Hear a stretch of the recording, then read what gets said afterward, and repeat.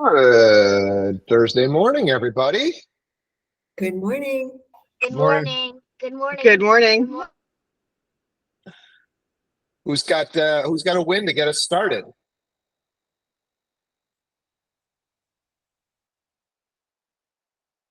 guys should know by now. I like starting with my wins. You guys got to come prepared. Who's got something? Got an offer accepted late last night. Let's go. Let's go. Anything unique about it, Martin? Do you have to do something special? Is it sit-in? Is there a story there? It was I think it was like at least 3 months, and we ended up getting for 10 grand under what they were asking, which is nice. Nice. So the buyer's happy. Nice.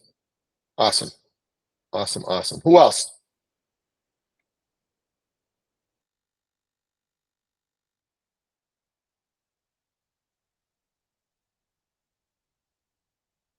All right. Bunch of losers again. I don't know. All right. Corey's a winner.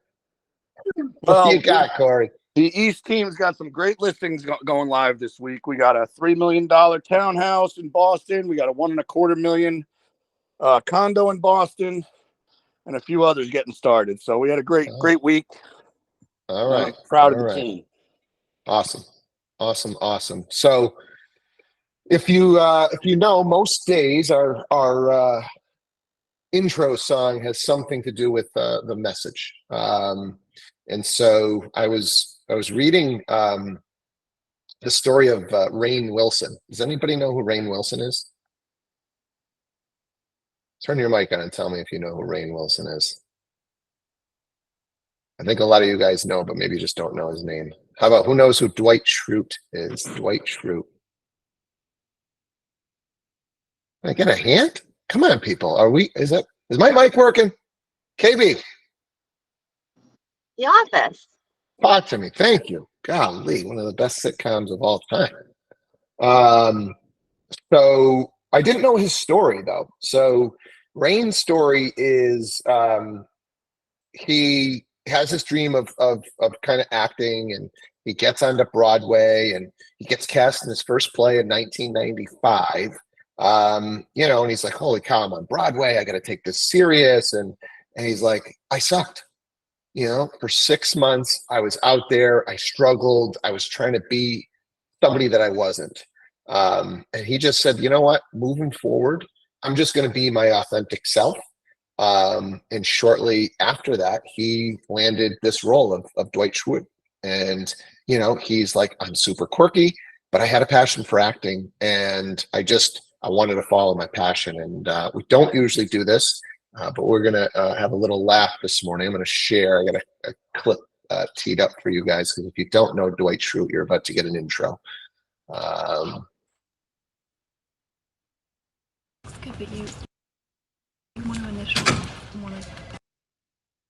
Is that working? Are you guys hearing the audio on that? Yep. Yeah? Awesome. Where is my desk? That is weird. This is not funny. This is totally unprofessional. Okay, well, you're the one who lost the desk. I didn't lose my desk. Okay, calm down. Where was the last place you saw it? Okay, who moved my desk? I think you should retrace your steps. Okay, I am going to tell Michael, and this entire office will be punished. Colder. Warmer. A little warmer. There you go. Ooh, warmer. Warmer. Warmer. Warmer. Warmer. Cold, cold, cold. Back up. Ooh. Ooh, warmer. Hot. Red hot. Hot. Very hot.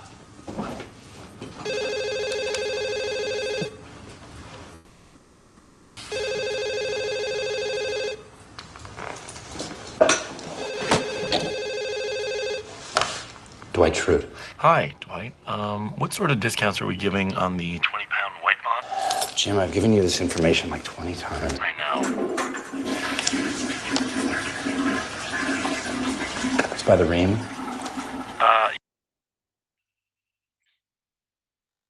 Oh boy.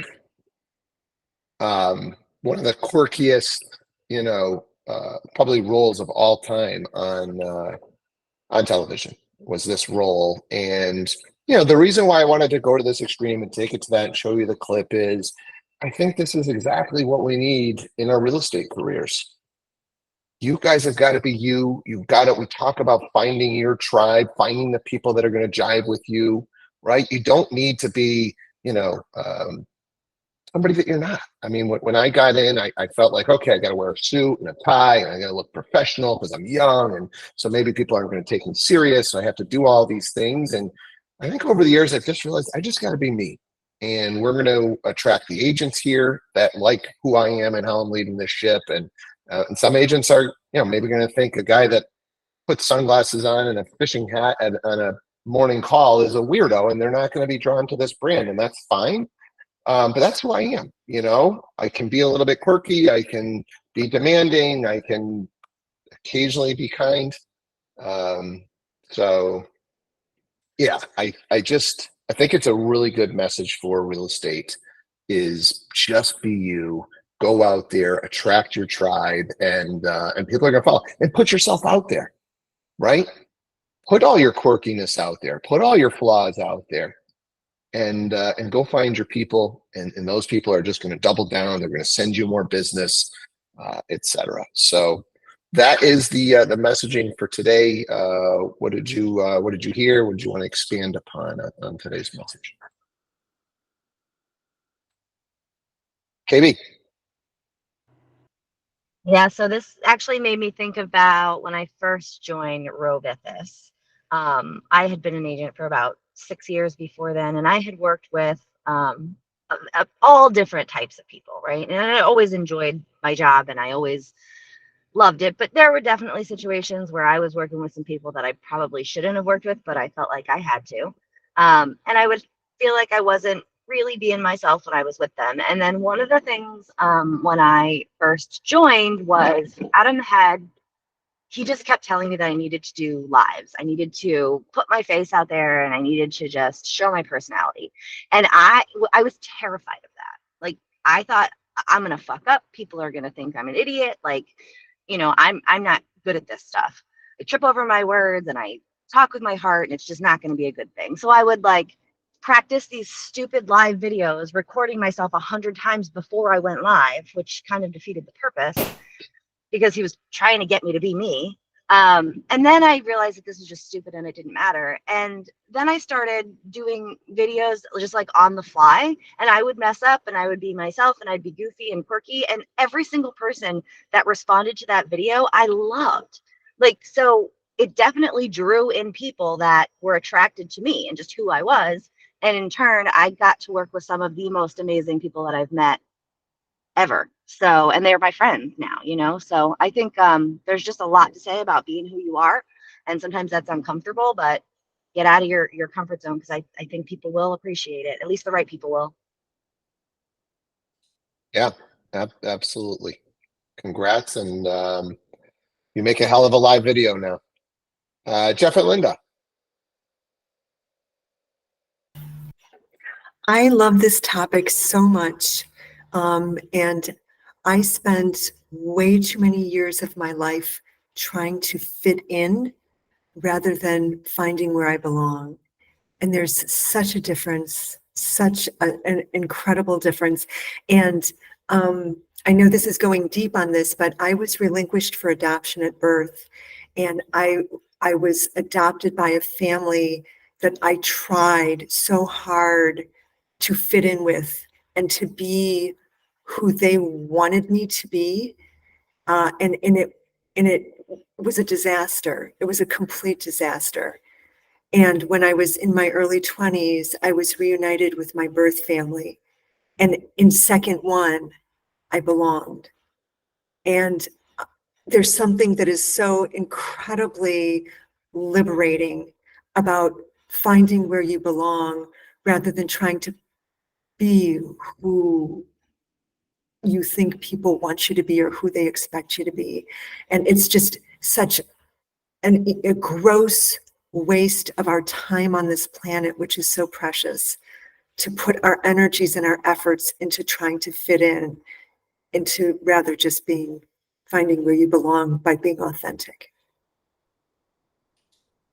I mean, that's such a great share, Linda. Didn't know that about the story, and I love that. That's what this call, if people are feeling comfortable doing and talking about this stuff. So what a great share. Thank you so much. Frankie. I can chime in on this one. Growing up biracial, you're always either too black for the white kids or too white for the black kids. So trying to find where you fit in can be often difficult as a child, especially in the 80s, because it wasn't really a thing. Like nowadays, Jesus, everybody's biracial now, but in the 80s, it wasn't like that, you know? So it really wasn't until I want to say about 1989, I was almost 10, when I started listening to a lot of Prince and watching Purple Rain a lot. I'm like, Prince is biracial. Prince does whatever the fuck he wants to do. So since I just do whatever I want. Like, I fit in where I want to fit in. If I don't want to fit in, I leave. Like, yeah, it's be who you want to be, go where you want to go, say what you want to say, and people will like you or they won't like you. And if they don't like you, fuck them. If they love you, come on, join the party. Let it go. I love it, man, and I love that you're in a great place. It sounds like right now, so that's awesome. I wasn't on April 21st, 2016 when Prince died. I was a wreck. I'm glad you had a mentor, and you know that's the other thing. I think you just don't even know who's watching what you're doing in the leadership roles that we play and the people that we are, you know, guiding and helping and setting a role model for. You just don't know. So the more courageous that we can all be, I think the better off we all are. So cool. Anybody else want to chime in on this before we switch to real estate?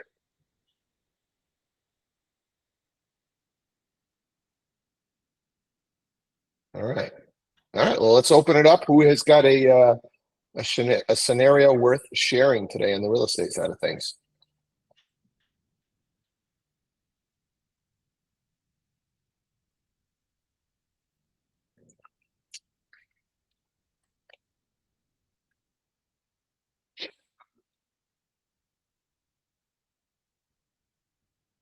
Got to get you guys to think deep about your deal. Somebody's got something unique.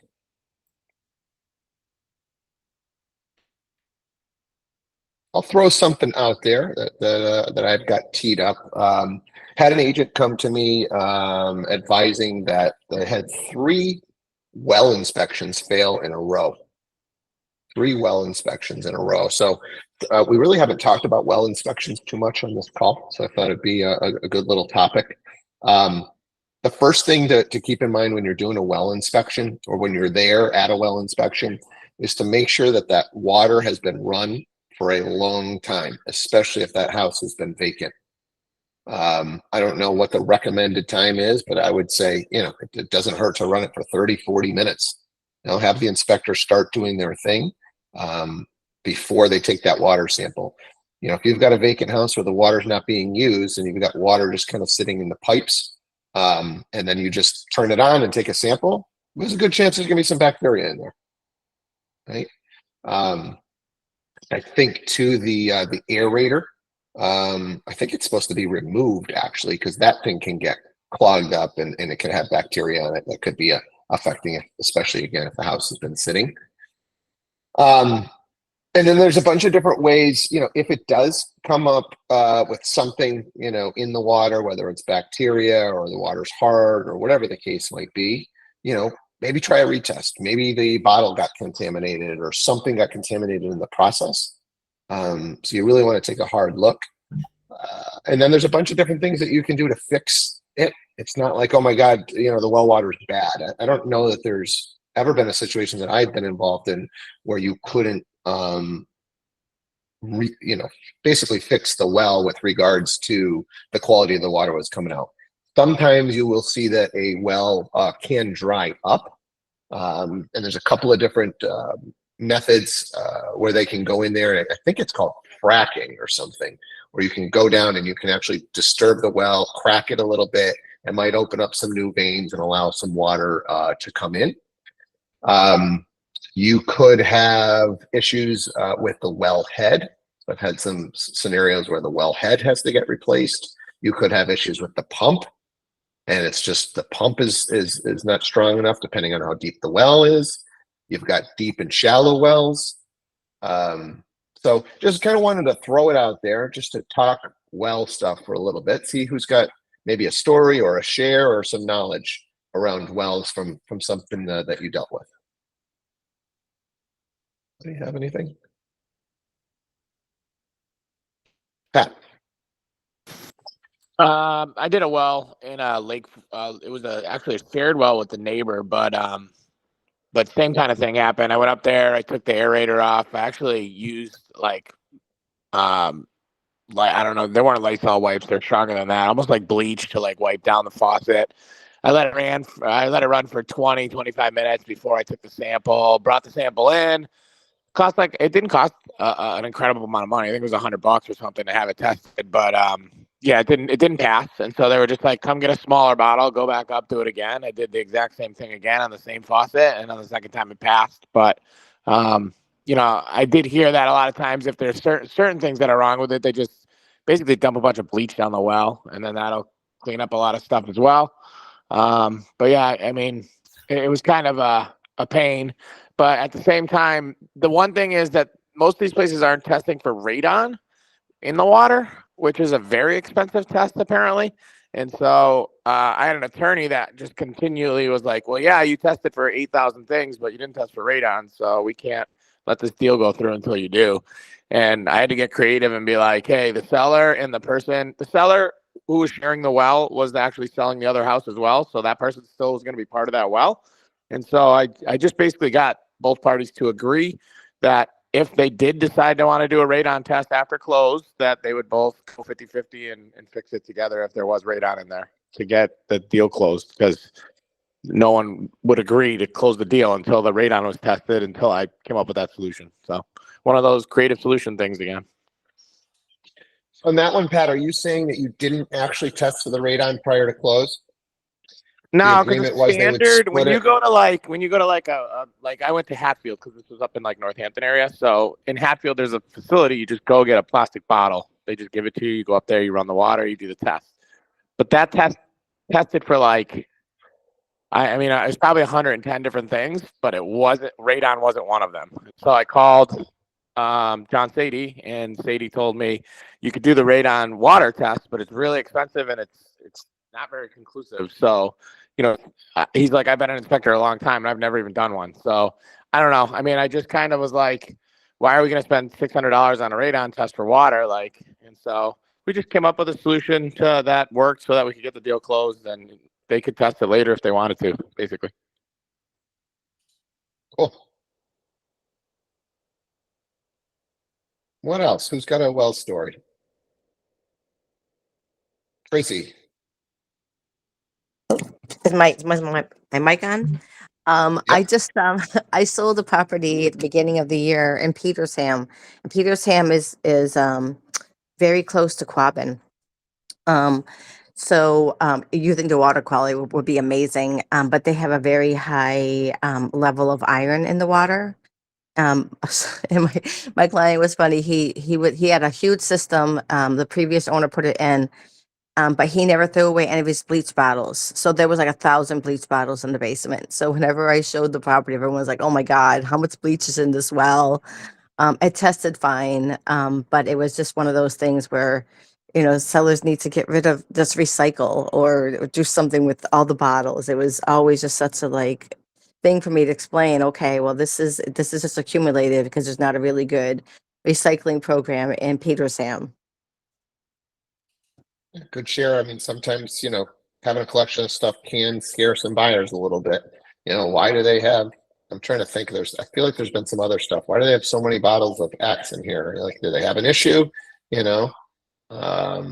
Anybody thinking anything off the top of their head where they've seen a lot of bottles of something that caused buyers to be weary? Nothing's coming to mind. I feel like I've had a couple other scenarios outside of that bleach story. I just have one I want to mention. Since you're saying bunch of bottles, I showed a house in Chicopee and I was like halfway through the house and then I saw canisters of the fumigators for bed bugs. I've never run so fast in all my life because the last thing I ever want to do is bring bed bugs out of someone's house and into my Yeah. own. There you go. You don't want to see a lot of those cans. No. Nicole. It's not bottles, but I've had a lot of buyers who see a sump pump and immediately think there's an issue. And it's just educating them that if there is a sump pump, as long as it's working, that's actually a good thing. But people usually see those and kind of get scared. Yeah, and I love just flipping that, right? So the key thing that Nicole's saying there is when they question the sump pump, like you'd rather see a sump pump. That means at some point in the past they were getting water in the basement and they've rectified the situation by installing this apparatus. And as long as you keep that apparatus working, you should be fine. So yeah, I think you can, a lot of things you can put a positive spin on like that. So great share. Corey. Yeah, just another thing to add. If you're showing a vacant house or even a house, remove all the mouse traps and the ant traps. Get it fumigated if you can, but definitely don't leave the remnants of rodents and bugs, like Tracy was saying. Yeah, on your listings. Yep. Great point. Martin. So I started one, and they had a bunch of lime in one storage bin and then a whole bunch of bleach in the other. And they kept questioning me why. I really didn't have an answer. So I just said, that's how they get rid of the evidence in the bodies. You can have, And they took that. They you can never have asked some fun. again. Yeah. Margaret, I think you were next. Good morning. Well, I didn't know what to do with this one. It's the first time I ever seen it. I was in the basement, it was in Ludlow, and the house literally had a stream going through the basement. It was a small stream. It was a sump pump, but there was literally a running stream in the basement. I'm like, I was showing it, and my buyer was like, I got nothing. It's a stream.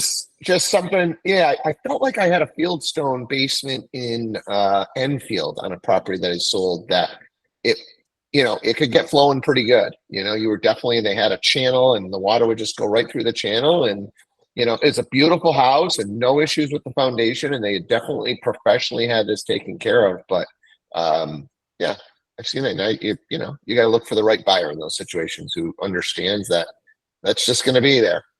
Go fishing. Maybe the ones who like to fish, right? Yeah. Pat, what do you got? Just wanted to say it's the same thing with the radon remediation. We get a lot of them up here where, there's a tube on the side of the house and it goes into the house and people are like, what is that? And it's the same thing. It's just, hey, they got to test it for radon and they added this system in. It's not an expensive system, but, it's a good thing that it's there because it's remediating any issues that might pop up with regards to radon. Yeah, if you don't know what a radon mitigation or one of those tubes look like, you should probably just Google that and just be aware in case you're showing a house. You don't want to look uneducated. So, but basically, if you've got radon in your basement, you just need some sort of a apparatus that's going to pull the oxygen out and or pull the air out and filter new air in, so that you're getting rid of that radon down there. That's typically what those mitigation systems are going to look like. Just another thing to note on a well system, typically when you've got a water and a sewer bill, you are paying for any water usage that's coming into your property, right? So on the sewer as well. So a lot of times you'll have towns that will allow, and some towns allow it and some towns don't, but you could have a separate meter for water that you are using for your sprinkler, right? So that you're not paying the sewer on it. Slash, I've seen people install a well just for the purposes of doing their sprinkler system. So just a couple of things to be aware of if you're just talking about this stuff, to sound like you're educated on it. So if they're nervous about costs, or they got a big lawn, or and I want to keep a nice big lawn. Well, hey, we could look into, installing a well, and you could use that well water just to water your lawn. You'll have free water. You could get it tested to see how deep would you have to go in this area. how much would it cost versus what the costs are over the next 10 years to pay for city water and sewer if they don't allow separate water meters in that town. So I don't know if anybody has anything to share around that piece, separate water meters, separate wells, anything regarding sprinkler systems.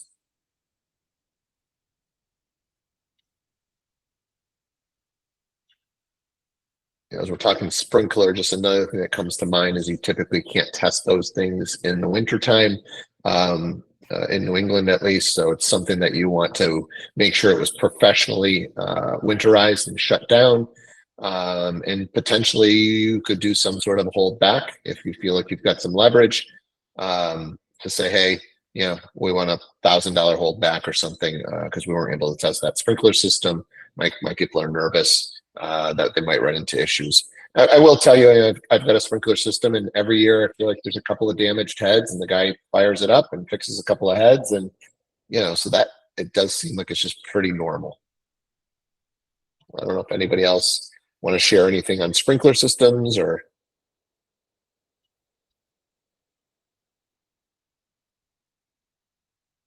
Okay. Martin, is your hand just lingering, or did you have something? Just lingering. Sorry. Okay. No worries. No worries. All right, we got a couple minutes left. Who's got something else? Anything else going on in your deals? Just a quick share.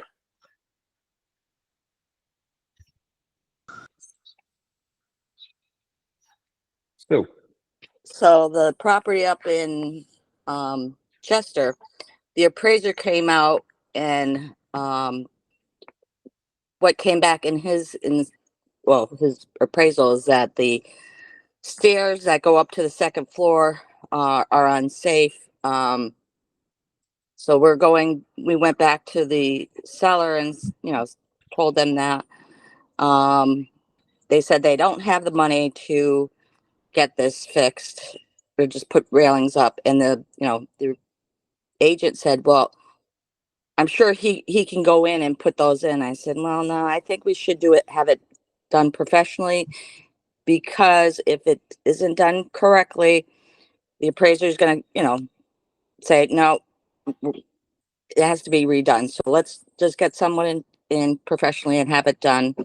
So I reached out to Jared to see I haven't heard back from him yet, but I think we're going to see what he comes up with a cost, and maybe take it out of the proceeds from the sale of the home to pay for it. And it doesn't have to, it doesn't have to be anything fancy. Crazy, yeah. Yeah, because I think that the difficult situation that you get into here is when you got a seller that says, I don't have any money. Right. And so now, luckily here in Western Mass, we've got Jared as a contractor who's willing to do this stuff. He'll look at the deal. He'll make sure, hey, this is we have mortgage commitment on this. We're through inspections. This is going to close next week. So if it's going to close next Friday, I'll come in there on Monday. I'll do the stairs. We'll have the appraiser come out on Tuesday. And then we're closing on Friday, and he gets paid out of those closing proceeds. So he's taking the risk that deal doesn't close, and now you've got a seller that has no money and can't pay him, right? So that's the risk that the contractor is taking when we're asking these guys to do these things. But we've got that relationship, and hopefully we want to be trying to build relationships with contractors in all of our markets that are willing to do stuff like this if that's what it takes to get something to close. Is getting paid out of closing. So, and typically, you may have a contractor that's never even, what do you mean? I got to get paid out of the closing. They've never even heard of this. Right. And so that's where you're going to have to sell them on. Here's the deal, right? We basically have ourselves a done deal. This buyer's buying, the seller doesn't have any money. Right. And worst case, if this didn't close, we're not going to have you do the work until we've got a full mortgage commitment subject to this work being done. And everything else is in line. The attorneys say we're good to go. Then we'll have you in to do the work. And then you'll get paid, a week later. And some guys are just not going to be comfortable with that, and some are. I don't know if anybody we could finish on. Does anybody have a story around that, or just another experience share around a contractor getting paid out of closing?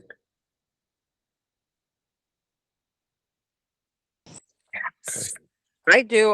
When I purchased my home, it was all knob and tube, and we had money held back, and the work to be done after for all the electrical work. And it ended up closing, and the electrician got paid after.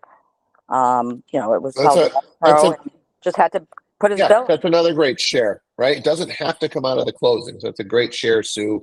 If we can't get everybody to agree to that, then we got to go to the lender and say, hey, look, most of these guys want the work done beforehand.